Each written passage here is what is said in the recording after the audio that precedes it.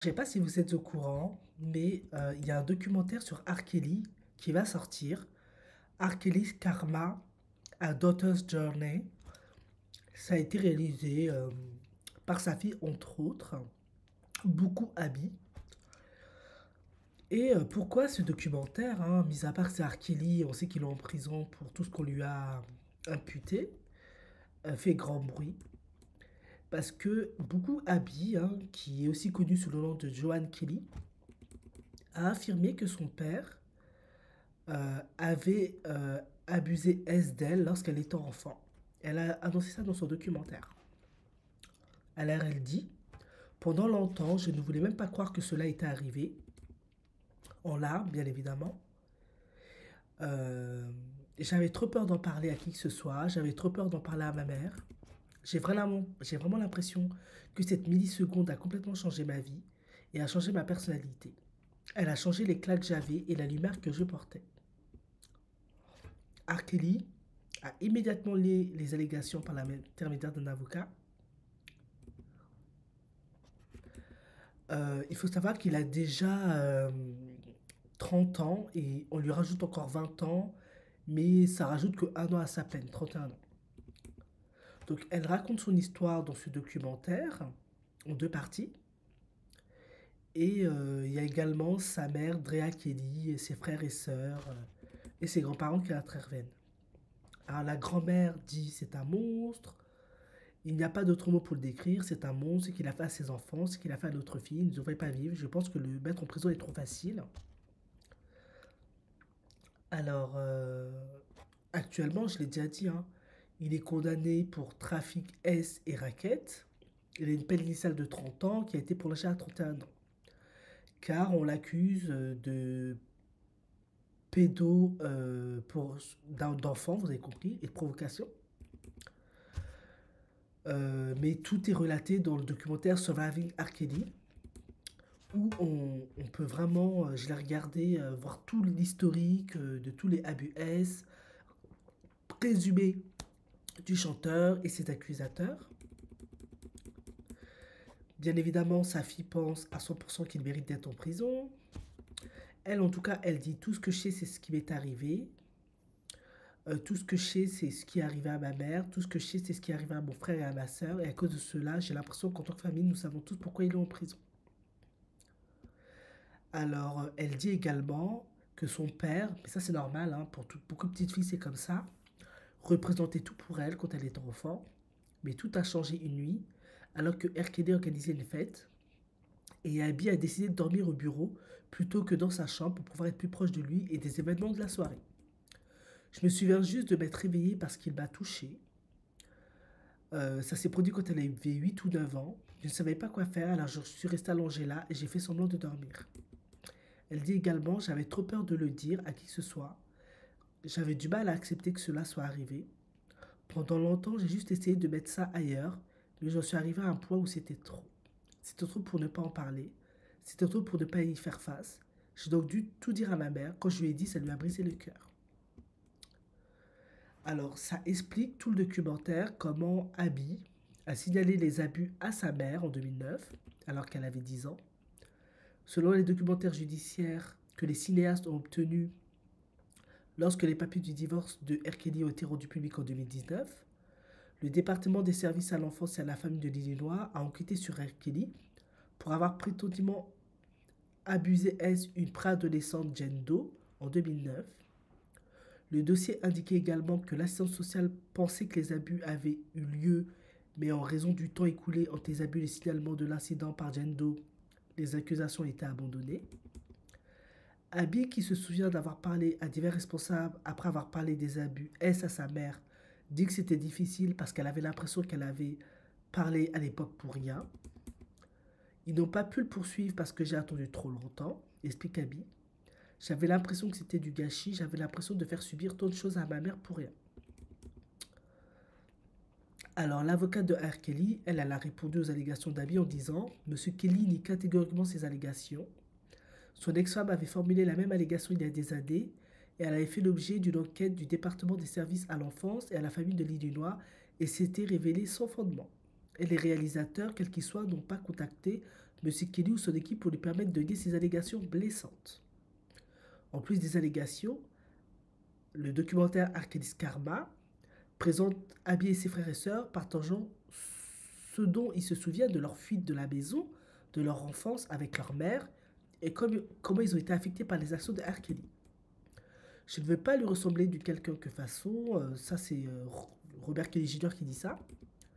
Donc Abby a donné naissance à sa première enfant pendant le tournage du documentaire, ce qu'on fait également sur l'enregistrement de son duo avec Kelly Wallabider quand elle était plus jeune, ses luttes contre l'automutilation et sa précédente fausse couche, ainsi que des notes plus optimistes pour l'avenir de sa famille. Mon frère, ma sœur et moi allons changer le discours sur le nom de famille Kelly.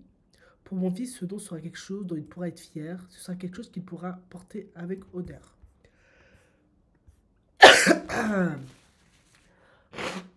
Alors, moi, je vais donner mon avis.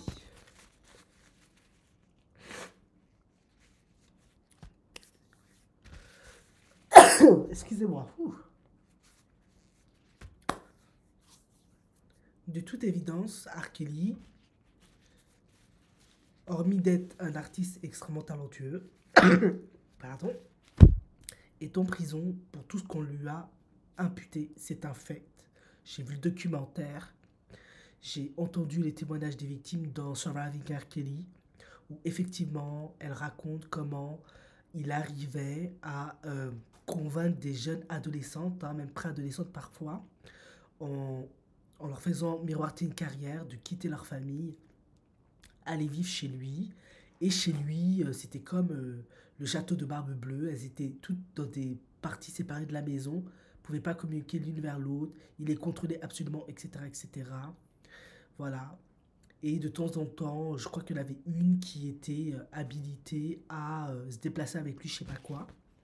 Certaines, en tout cas lui c'est ce qu'il dit, qu'il les maintenait pas en captivité. Du coup, certaines parfois arrivaient à partir de chez elles, de chez lui, pardon, retourner chez elles. Et d'autres, même quand tu leur disais de partir de chez lui, ne voulaient pas partir parce que elles expliquaient que par rapport à la vie d'avance que R. Kelly leur offrait, et puis être avec R. Kelly, c'était mieux. Dans d'autres cas, il y avait des parents qui délibérément avaient donné leur fille à R. Kelly pour en faire des stars. Voilà, comme ça se fait dans beaucoup de ghettos américains parce que on rêve tous d'être des sportifs, des chanteurs, etc. Les études étant très chères aux États-Unis. Le cas d'R. Kelly est très complexe, mais il n'en demeure pas moins que tout ce qui est lié à des jeunes mineurs, ben, il est complètement responsable parce qu'elles étaient mineures. Pour les majeurs, c'est un peu plus compliqué. Parce que je ne dis pas qu'il n'y a pas eu emprise, contrôle, etc. Mais elles sont quand même majeures. Donc à un moment donné, est-ce qu'elles auraient pu s'en aller ou pas? C'est là où toute la complexité de l'affaire après prenait son sens. Donc forcément, on n'a plus statué en fonction des mineurs. Parce que quand tu es mineur, tu piges pas ce que tu fais. J'ai été adolescente, donc je sais ce que je fais. Tu suis toujours tes passions, tes émotions. Tu piges même pas que tu es face au danger. Et c'est aux parents de te protéger. Manque de peau si tes parents ne le font pas. Dans le cas de sa fille, moi, je vous cache pas, je vais pas être de mauvaise foi. Quand j'ai entendu ça, je me suis dit, peut-être que il s'est rien passé. Mais comme R. Kelly est en prison et qu'il n'y a plus d'argent parce qu'il doit payer les victimes et que il y a moins de royalties et ben, il doit payer ses avocats et puis peut-être que en plus comme il est divorcé de cette femme Draya qui ça ne date pas d'aujourd'hui qu'elle a parlé d'R. Kelly, qu'il a été horrible avec elle, etc. Il n'y a plus d'argent. Donc je me suis dit, je vous cache pas, il est probable que ils font ce documentaire pour avoir de l'argent, gagner de l'argent, et aussi pour voilà, si elle est, il faut bien trouver une intrigue dans un documentaire pour qu'il soit intéressant. Comme lui, il est déjà accusé pour ce qu'il a fait, bah, si tu lui rajoutes ça sur sa fille, ça va tellement horrifier des mamans, des gens, bah, ça va rendre intéressant et on va regarder le documentaire, ça fera gagner de l'argent. Voilà. Moi, je vous cache pas, je me suis dit ça. Je me suis dit, bah ouais, typique. Ils ont pas de thunes, ils ont besoin d'argent. Donc, voilà. ils font ce documentaire. Autre cas de figure, elle explique qu'il y a longtemps, ils avaient parlé d'une Jendo, etc. machin. Maintenant, autre cas de figure, ça peut être aussi dans les moments de séparation, de divorce. Il y a aussi l'aliénation parentale, où des mamans ou des papas n'hésitent pas, mais en tout cas quand il s'agit des attouchements, machin, c'est souvent les mamans, d'aller accuser les papas d'avoir commis des actes pour avoir la garde des enfants et tout, et tout, et tout, pour pas laisser au papa tout ça, tout ça. Il y a aussi ce cas de figure-là. Moi, j'analyse tout objectivement. Maintenant, il se peut aussi, effectivement, que R. Kelly, vu ses antécédents, qu'il ait fait des choses à sa fille, qu'effectivement elle a porté plainte, mais à cause de l'amnésie traumatique, elle n'a pas pu parler au bon moment et du coup ça a été classé sans suite. Parce que c'est son père, parce qu'elle l'aime, elle veut pas qu'il y ait des problèmes, elle est traumatisée, elle se sent coupable, elle a honte. Toutes ces émotions-là font que ça peut mettre des années, des années, des années, des années, des années avant de trouver le courage de libérer la parole. C'est vrai que l'âge où elle est là, souvent c'est vraiment dans ces âges-là que les victimes souvent trouvent plus le courage, pas toujours de parler parce qu'elles ont de l'expérience, elles ont des enfants, il y a une projection sur leur petite fille et voilà. Donc là, je me suis dit, eh oui, effectivement, c'est tout à fait possible qu'il lui ait fait quelque chose parce que déjà, il a l'habitude de faire des choses aux mineurs. Donc c'est tout à fait possible aussi qu'il lui ait fait quelque chose et qu'aujourd'hui, parce que l'amnésie traumatique maintenant n'est plus, elle a le courage de parler, elle a fait un travail sur elle-même, etc. Qui plus est, bah, il y a aussi la réalité qui est infaillible. R. Kelly aussi a subi des abus S quand il était jeune de la part d'une cousine. Et c'est d'ailleurs très certainement toute l'origine de toutes ces dérives. Parce que beaucoup de abuseurs, alors tous les abuseurs ont connu des abus quand ils étaient enfants, mais tous les abuseurs ne deviennent pas abuseurs une fois qu'ils sont adultes. Voilà. Mais il y a forcément une origine d'abus dans leur enfance. Et cette trace-là favorise la remise en acte sur une autre personne. Certainement, ce n'est pas la seule explication, pour avoir l'ascendant cette fois-ci, en étant le bourreau, le persécuteur, celui qui domine, qui contrôle, et inverser la situation. Eux, ils étaient vulnérables, ils étaient impuissants. Bah, en devenant à leur tour des bourreaux, des agresseurs, des persécuteurs, ils renversent la tendance. Et ça leur permet de mieux gérer leur trauma. Mais tous ne le deviennent pas, et heureusement. Donc c'est tout à fait possible. C'est ce que je me suis dit. Je me suis dit, ouais, ça peut être vrai comme ça peut être faux. Mais quoi qu'il en soit, je suis désolé. Quand t'as un père qui est comme R. Kelly, parce que moi, R. Kelly, j'ai été profondément déçu. Hein. C'était un de mes artistes préférés. Je l'écoutais tout le temps, tout le temps, tout le temps, tout le temps, tout le temps. J'ai été, au même titre que ses enfants, effondré, déçu, au plus haut point. Sauf que eux, ils l'ont vu dans toutes leurs facettes. Bah, après tout, moi, je me suis dit, avec un père comme ça, bah, tant qu'à faire, bah ouais. Que ça soit vrai ou pas, à la fin, à un moment donné, faut arrêter de... T'as qu'à te faire du sucre derrière son dos, tu t'en fous. Ben oui. Pourquoi? Et elle l'a très bien dit dans l'article, parce qu'à la fin, eux, ils vont devoir porter ce nom de famille jusqu'à la fin de leur vie. Ils vont devoir le léguer à leurs descendants.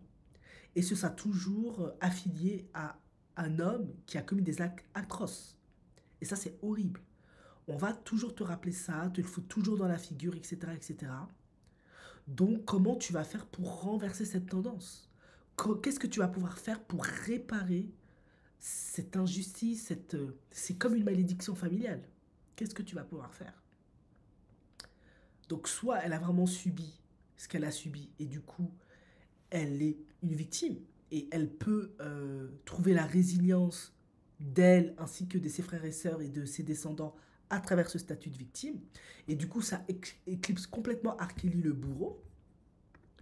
Soit c'est du mytho mais nous on ne le sait pas et on ne le saura jamais. Et du coup, c'est un moyen aussi de réparer ce nom, cette image pour eux en fait.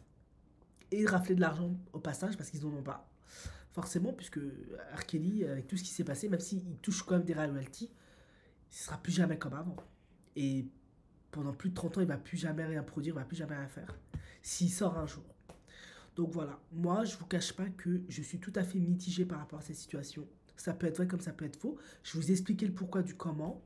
Quoi qu'il en soit, j'ai pas de problème avec ce documentaire. Je trouve que quand t'as un père comme ça, t'as peu, t'as peu de marge de manœuvre, t'as peu de cartes dans ta main, quoi. Qu'est-ce que tu peux faire? C'est compliqué. Donc finalement, je pense que le mieux, c'est qu'ils doivent faire ce qui est juste pour eux, ce qui peut leur faire du bien. Mais il a tout à fait le profil de faire des attouchements S à sa gamine, tout à fait. Pour moi, c'est tout à fait possible. De toute façon, les abuseurs, leurs enfants, c'est les cibles de premier choix parce que c'est leurs enfants. C'est dans la maison, c'est privé, les statistiques le montrent. Statistiquement, le taux d'agression S a surtout lieu dans les familles, par des personnes extrêmement proches, parce que c'est privé, c'est intime, on peut plus facilement créer de la culpabilité, manipuler le gamin, il y a un conflit de loyauté pour pas qu'il parle et tout. Donc c'est tout à fait possible. C'est même plus. Ils préfèrent même faire ça qu'aller prendre une gamine à côté, etc. etc. Là, il y a des risques. Donc c'est possible, honnêtement. Lui, bien évidemment, il a nié, mais ils sont souvent comme ça, ils vont toujours nier. La plupart du temps, ils avouent rarement. Donc bon. En tout cas, j'espère que son documentaire, ça va toucher les gens, ça va sensibiliser et ça va aider des gens à se reconstruire, à aller mieux.